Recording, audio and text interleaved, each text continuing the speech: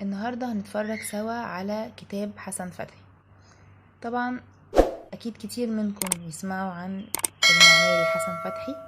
حسن فتحي هو مهندس معماري، كان رئيس لقسم العمارة في كلية الفنون الجميلة، وكان من أكبر وأهم المعماريين في مصر والعالم العربي. حسن فتحي اشتهر بفكرته للعمارة الإسلامية بمفهوم جديد، بمفهوم القباب والفولت والابتعاد عن البناء بالخرسانة، ان هو كان بيبني بالأحجار.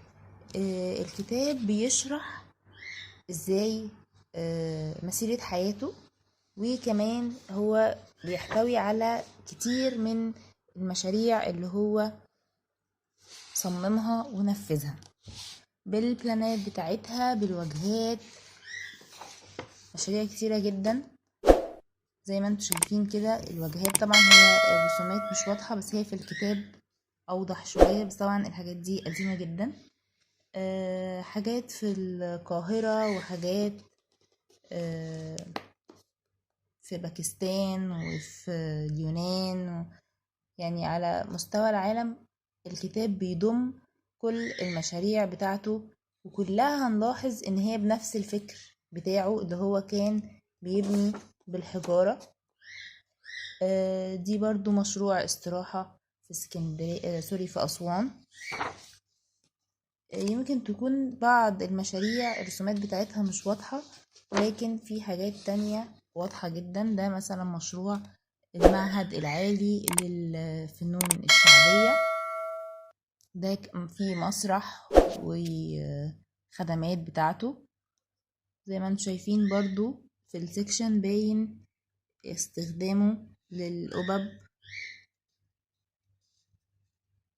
برضو لو قلبنا في الكتاب هنلاقي ده البيوت والفكر بتاعه اللي هو استخدام القباب زي ما انتم شايفين كده.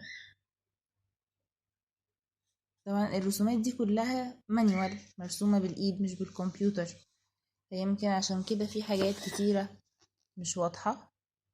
ده مثلا مسجد في طنطا 1970، شايفين البلان بتاعه والقطاع. يعني الصراحة الكتاب بيضم أكتر من 30 مشروع. ده مثلا مشروع إسكان في جدة في المملكة العربية السعودية سنة 1970. طبعا مكتوب شرح للمشروع والمساقط الأفقية بتاعته.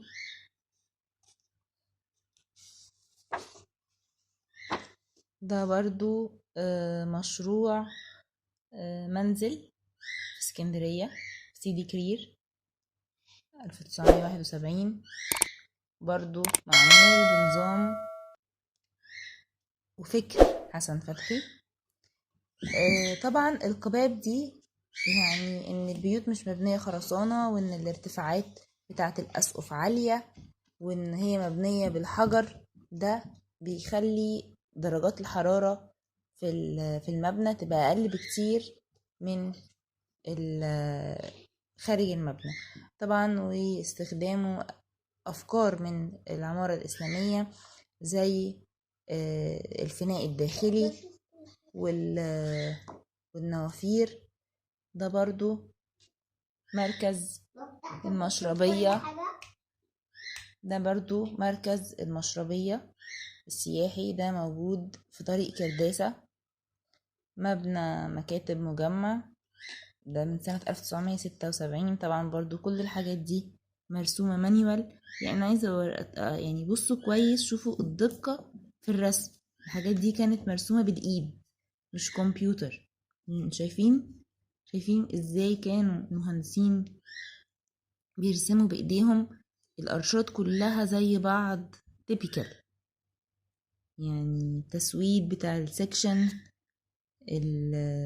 طبعا انا بحاول اعمل لكم زوم اكتر عشان تشوفوا.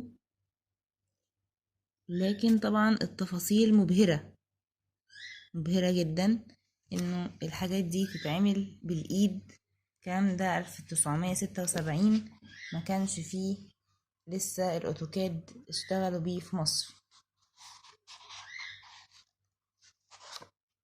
دي طبعا صور من الحقيقة.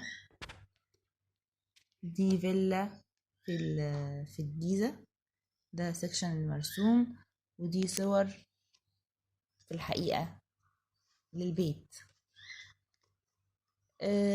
الكتاب صراحة في الآخر فيه مراجع زي أي كتاب، مراجع من على النت ومراجع أجنبية.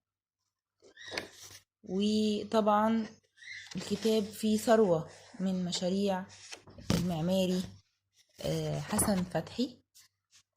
أتمنى أكون قدرت أفيدكم الحلقة دي، واسم الكتاب كان موجود في الأول لو حد حابب إن هو يقتنيه أو يتفرج عليه. وأشوفكم الحلقة الجاية، وإلى اللقاء.